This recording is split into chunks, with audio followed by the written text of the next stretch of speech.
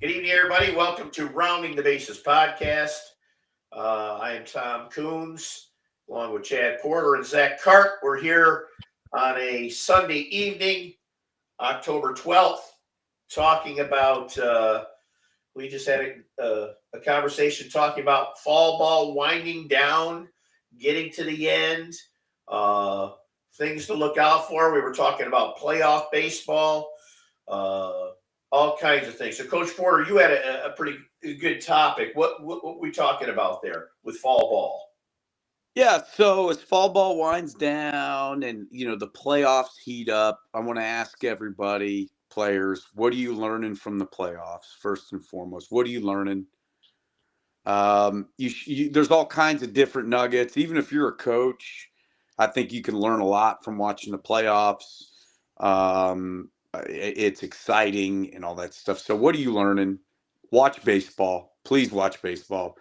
Um, there's besides the College World Series, this is the best time of year to watch baseball, and I would argue that the College World Series for me, maybe even more. I'm not going to say interesting, but different to watch. But um, anyway, I just learn. You need to watch the game. You need to be a student of the game.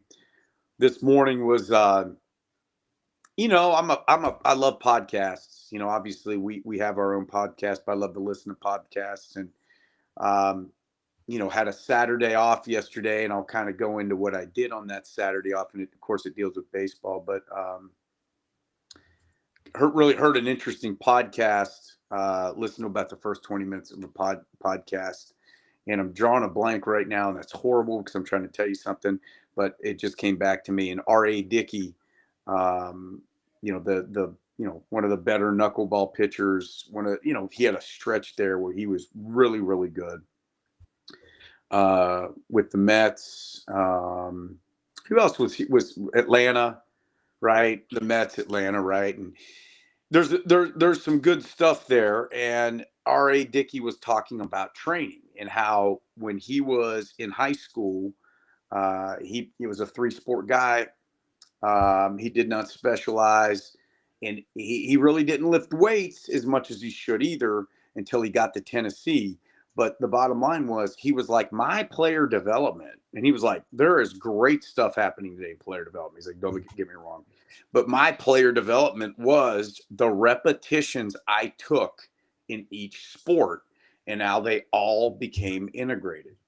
And he was like, that made the biggest difference for me. Chucking footballs down the field as hard as I could helped me because he was like, out of high school, I was a power pitcher.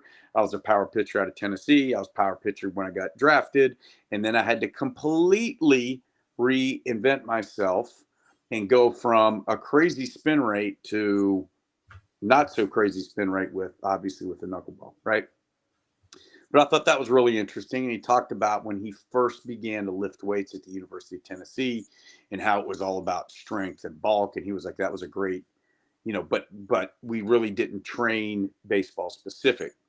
So some nuggets there. It was a good podcast.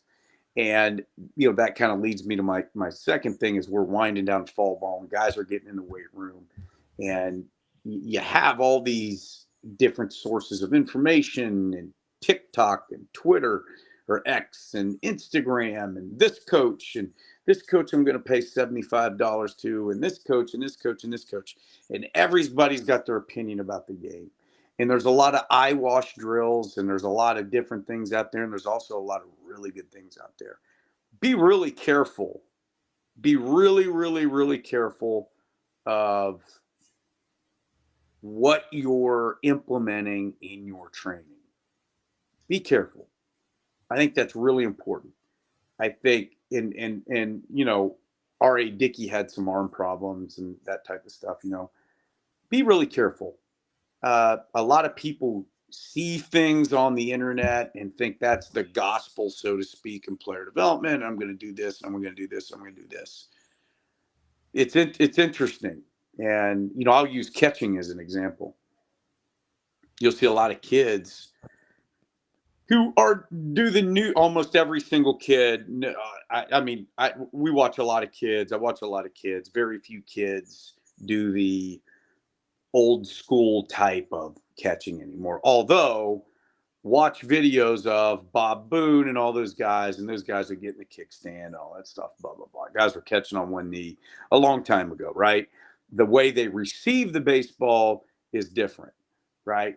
But a lot of kids just kind of mimic what's on TV and don't do it for a rhyme or reason, don't have a lot of training in it.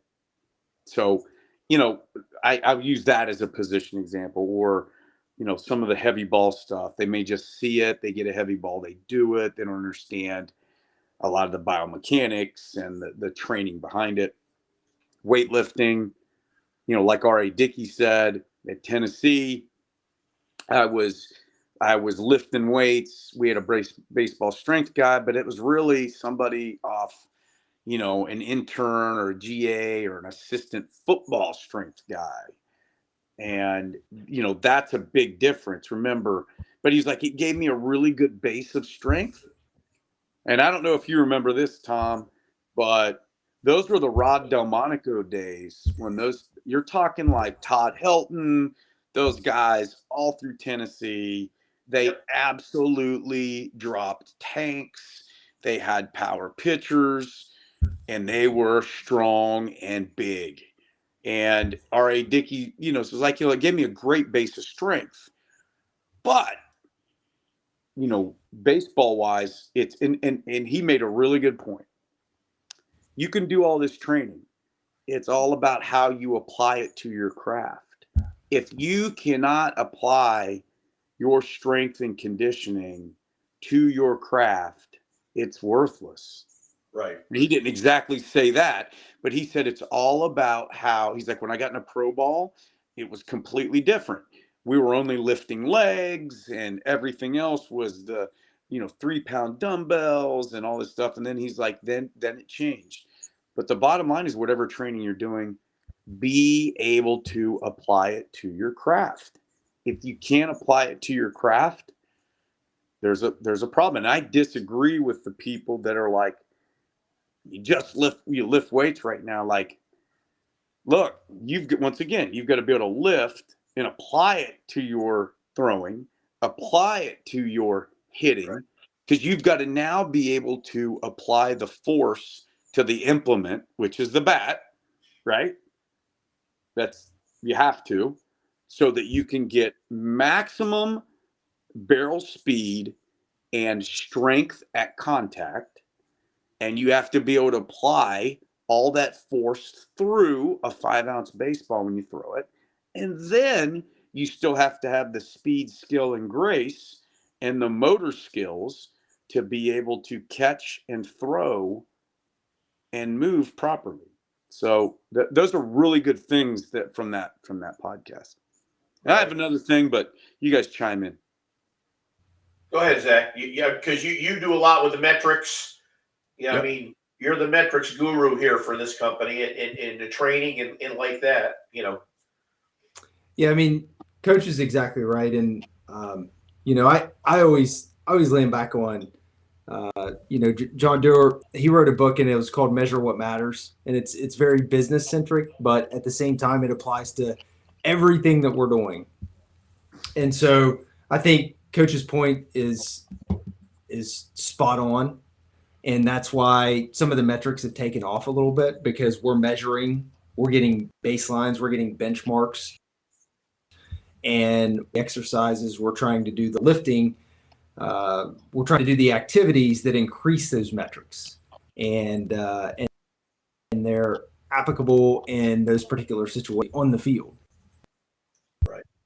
And so what Coach Porter's kind of leading us into here is the fact that, hey, the analytics are great, but unless you're doing more or less sports specific type lifting, now there's a lot of different lifting mechanisms that overlap when it comes to different sports. But if we're doing a sports specific lift, it's really important to focus those things and be able to apply them on the field or within the metrics that's actually being measured. I know you could be in football shape and play football, but that's not baseball or basketball shape. Right. So there's different aspects that you're going through, Yeah, But 100%. you, like I said, like you've got to be able to apply it to what you're doing, because at the end Right. of the day, when you try to improve as a player, so the idea is that if I'm faster, throw harder, can swing the bat faster, and are more importantly, you know, uh, have good strength at contact and all that stuff. When I actually go to the skill portion, the things that really matter in the game, timing, vision, the ability to catch the baseball, right? Consistently, the ability to be able to have, you know, 10-second, 2 to 10 second bursts of speed in the direction that I need to be, right? So Right. how you've got to be able to transition that to the game, right? Oh, You've yeah. got to, and I've said this, and I will say it till I'm blue in the face. You still have to be able to play the game. Listen, you can squat 500 pounds, you can bench press 250 pounds, you can swing a bat as hard as you can off a tee, and that number pops up and says you hit it 100 miles an hour. You still have to be able to time and square up a 90-mile-an-hour fastball and catch it, right? And your training has to mimic that. And you have to make yourself better so that when you are training game specific things that are applicable to baseball, it all comes together. Because if you think about it, task, motor skill acquisition all involves three things: the mover, the task, and the environment, right? The mover, that's us or the player, the task, what I'm trying to do, and the environment is it a closed or an open skill? Meaning, for us, let's just use an example. Hitting it off of a tee is a what kind of skill? Closed skill. There's no variables. Seeing a live pitch is an open skill. There's variables. The ball moves. We get caught up in baseball because we train an open skill sport in a closed skill environment, probably too much. There's a time and a place, right? So now is when you have to be right. So building your swing.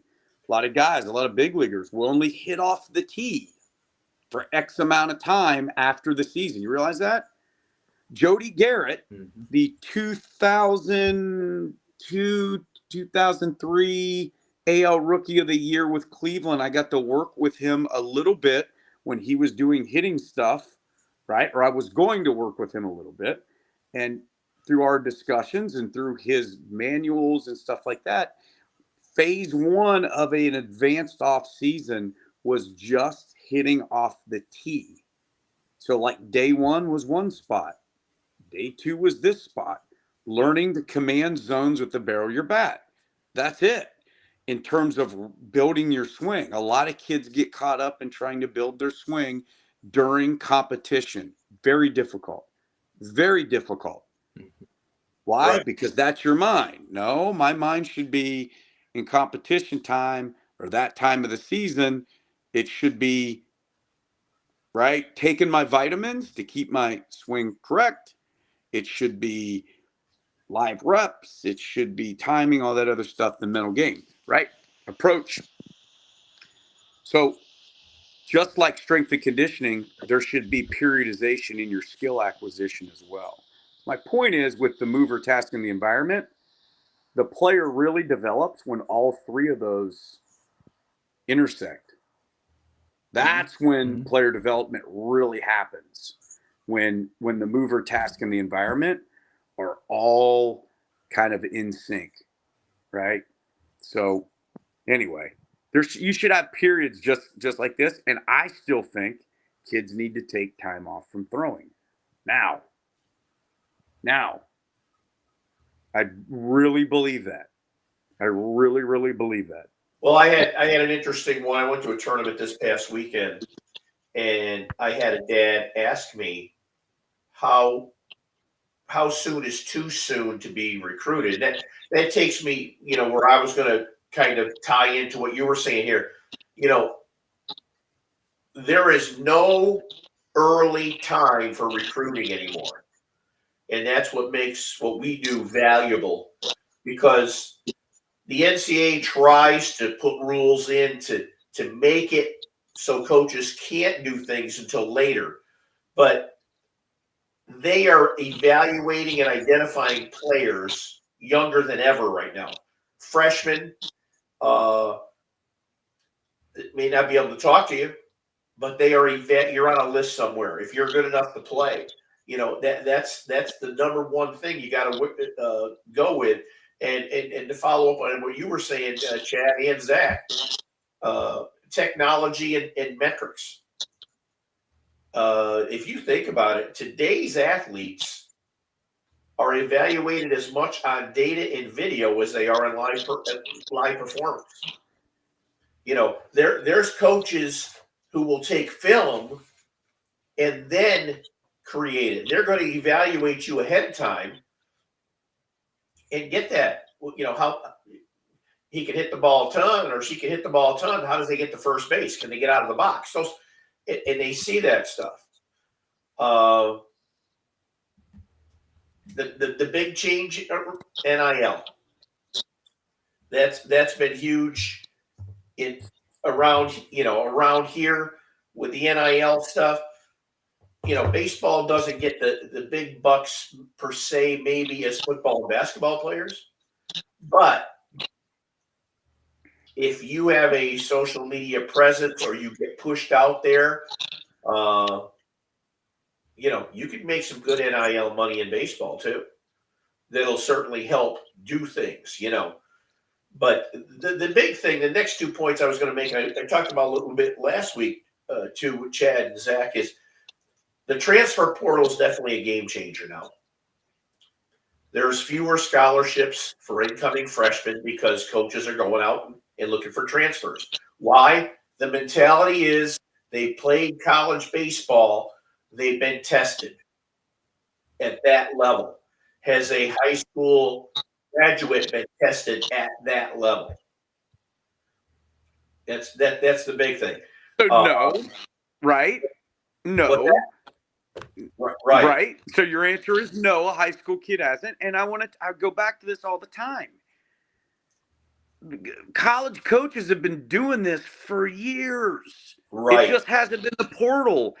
I used to sit there. I talked to Zach this morning about a player that I coached at Texas A&M International this morning.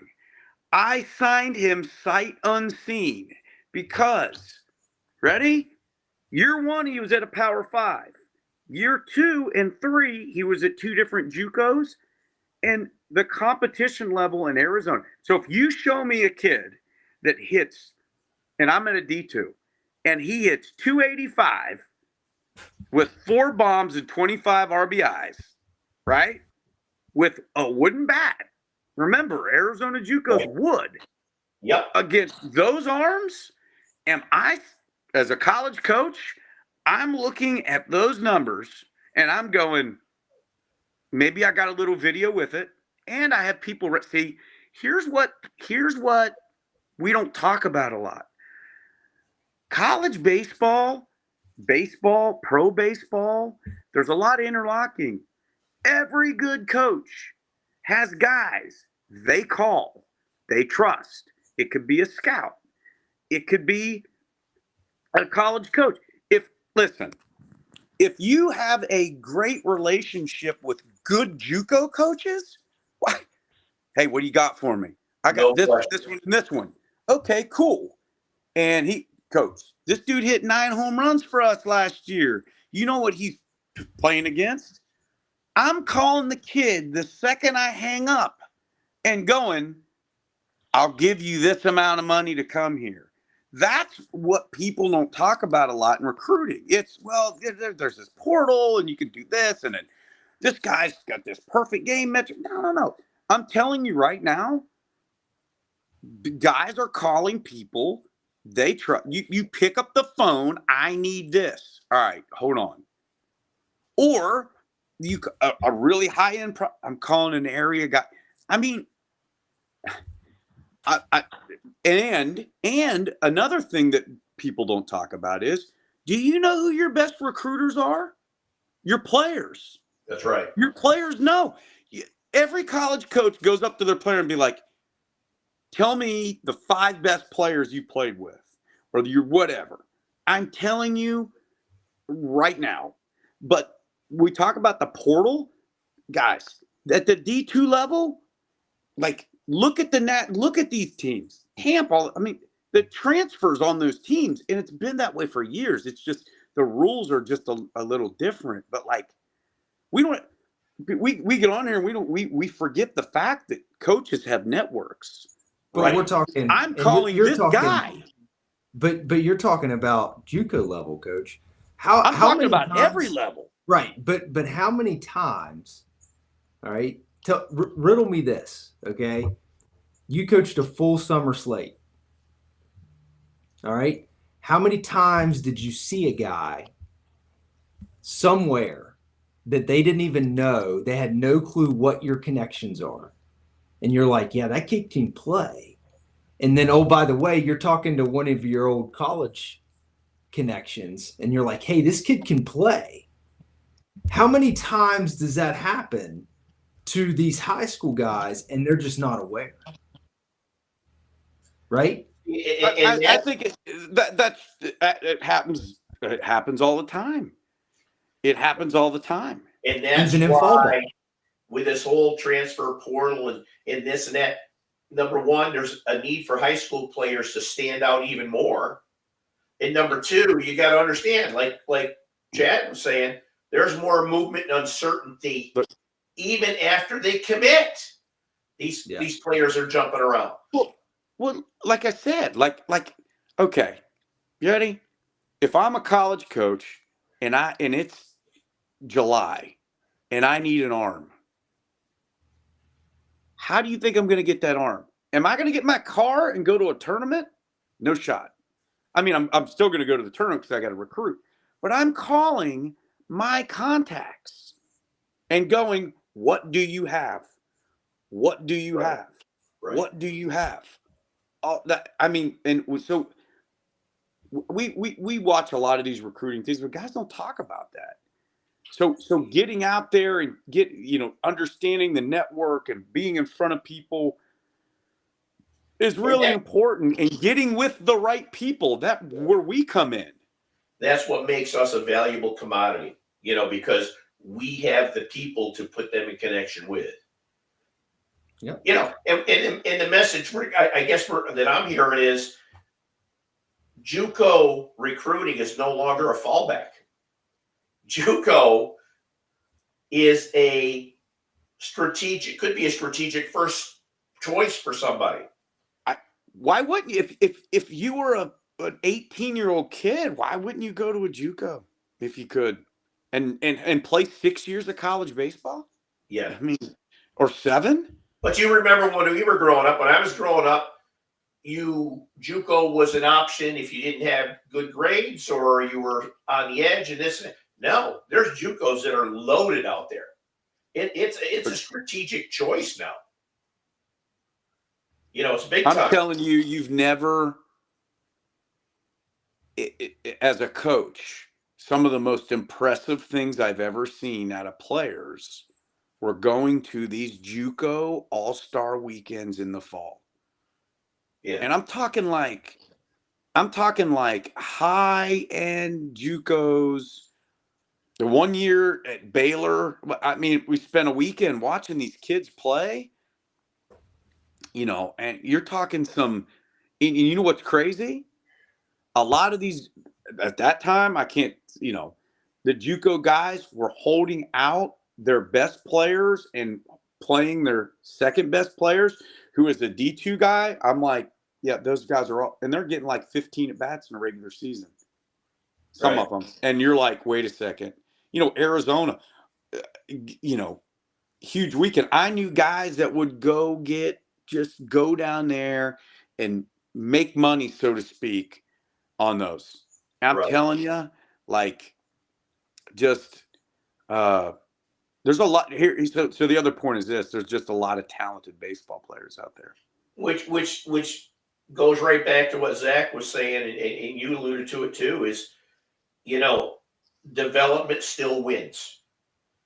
You have performance metrics for your sport, repeatable mechanics, an approach, and athleticism, versatility, and baseball or softball IQ. Do you know the game? I mean, those things. I mean, there's some guys and some girls out there, for that matter. They can hit the snot out of a softball and baseball and everything else, but do they know the game? I mean, that's huge. I know when I was recruiting, that was huge. The best player I ever coached.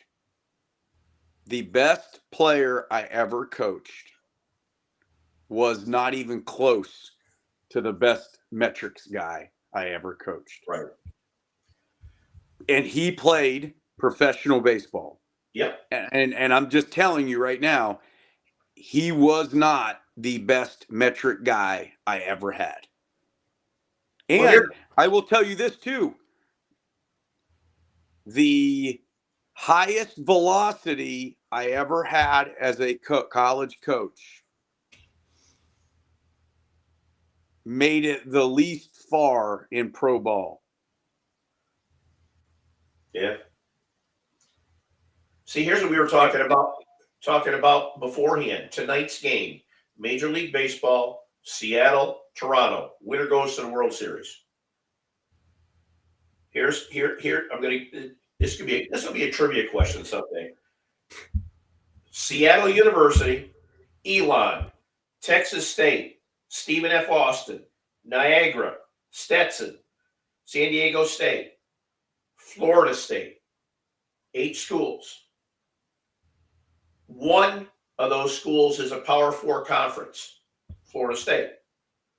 Everything else is mid-major or not that way.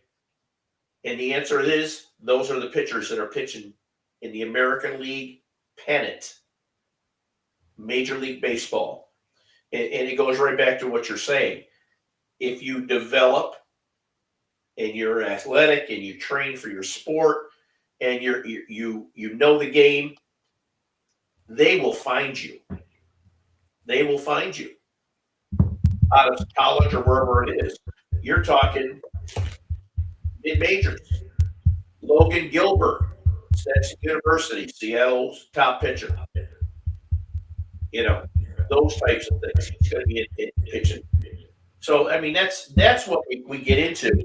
We help people find schools that will accentuate their skills in case they want to go to the next level. I think, Chad, you've been into it. Zach, you work with kids every day with skills and metrics and everything else. Where do they all want to play? I want to play for Tennessee. I want to play for Vanderbilt. I want to. I don't know if that works out maybe 1% of the time. Less than 1% of the time. Yeah. Anything else, gentlemen?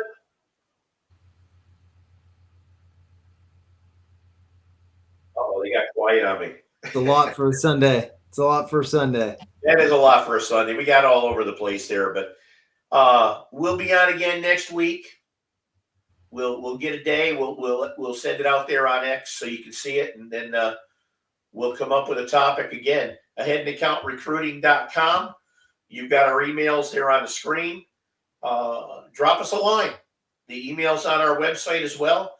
And if you got a question, we'll discuss it on here. But we're always looking forward to that. In the meantime, keep training.